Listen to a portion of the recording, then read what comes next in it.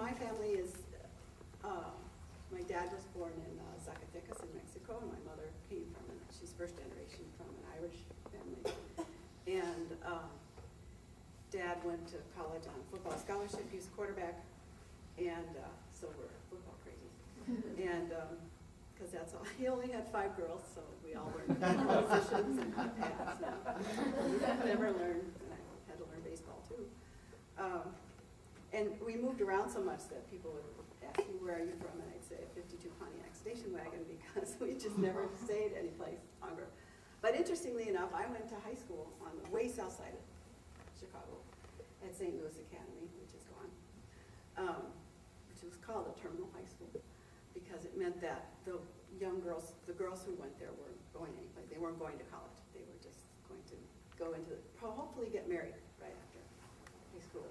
In those days, Terminate. That was right. Now, the woman's role in those days was to be safely married before you got too much into your age of, sexual interest. And then but that's where I found out about YCS and joined, because there were 2 options for us. One was to join Sodality. I don't know if because it's not around anymore, but that was like a prayer club, which did the rosaries. And I just didn't like the rosary. So I thought, okay, I'll try this YCS thing. And I think the reason why I stayed with it was because, we're all born with this natural inquisitiveness, which usually gets beaten out of us by 4th or 5th grade, as they kind of tell us what we're supposed to be learning instead of us being able to learn the way we want to learn. And YCS was one of those things that kind of brought back that natural kind of curiosity. And so I was with a group of people that were just, question askers. We were asking questions about things. Not very radical. This is the 50s. This is the School Sisters of Notre Dame, and who were kind of a very traditional order. Weren't any kind of liberals there that I could detect anyway.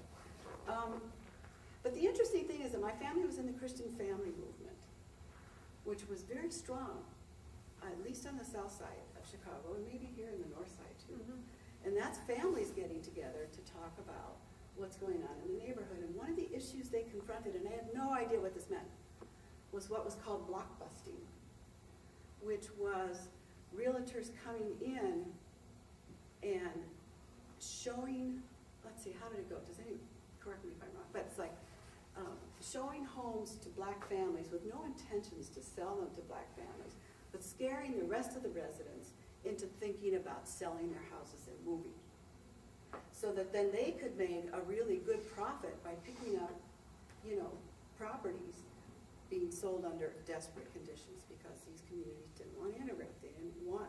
And this was, of course, a very small amount of African American people that began to get the means to move into this very south. This community was like south of Roseland. I don't even know. We probably never traveled over the house. I never came to northern part of Chicago.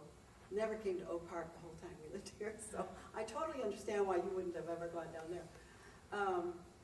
So those things you store when you're, because I had no idea what that meant. But clearly this was beginning, our church was beginning to grapple with it. And a lot of strife within the CFM, the Christian Family Movement Group. A lot of strife about this isn't right, of which my parents were of that persuasion, to it's wrong for those people to come into our neighborhoods. It's going to decrease our property values, endanger our children, dilute the educational system. It's wrong. So it was quite interesting. And again, this kind of dinner table conversation, I didn't have any idea what that meant. So off I go to Alverno College in Milwaukee, of which you Milwaukeeans are familiar with. And there's YCS. And it felt really good to be able to go to something that maybe, because I was so homesick. We were a very, very tight family, especially when you have all sisters. You're just general tight when you're not arguing. So I found YCS there, and there was a little more openness. Here's a Franciscan community, a little more open, a little more, at least among the younger nuns, willing to take some risks, willing to let us ask a lot of questions like, how come all we learn about is Thomas Aquinas and religion? I mean, aren't there other, Now, understand, I'm going to, this is 16 years of Catholic education, and you all have really different experiences going to a public high school. So I know that that's kind of different, but I'll just give you a sketch of what these times were like. So we started these little sort of ways of questioning. And what I didn't realize was that I was being built and trained into being a critical thinker. Too critical for my own good often. But where you began to think that what we're being told is really not what's going on out there. Very similar to this, although we're the next sort of generation after Tess and Mary's in a way, when you know, the thinking was that the adults screwed up the world, which they did. In my generation, there was a little more comfort. The post-war era with the GI Bill meant that many people went to college and then created, you know, there was a growing middle class. The economy was booming after the war. So there was kind of like this comfort where students could sort of step out and try things and experiment with things, and actually felt like it was their job to make these changes, because the feeling at that point was our education has screwed us. It screwed us into believing that the great leaders of this world are all white and they're all from the Western Hemisphere. That racism is something that is sort of, well, we just never learned about it. We never learned the real history of African American people, much less the real history of Africa and the accomplishments of African civilizations. We never learned that. We never learned the accomplishments of, you know, sort of Latin American civilizations. We never learned about people like Cesar Chavez, who was he was starting to work when I was in college, beginning to percolate, you know, up this movement. And I didn't really feel robbed until I joined the civil rights movement. But that's kind of like a jump ahead. So after spending 4 years in YCS in college and raising a little hell, and tossing a golf ball into the Mother Superior's plate glass window by accident. I was glad. And when I graduated, the bishop was presiding at our graduation, and this is sort of iconic of my college career. As I went to get my diploma, I had my heel on my hem, and I went into his lap. It was a sigh of relief when I left Alverno. Good, she's gone. I got recruited to work in the YCS office.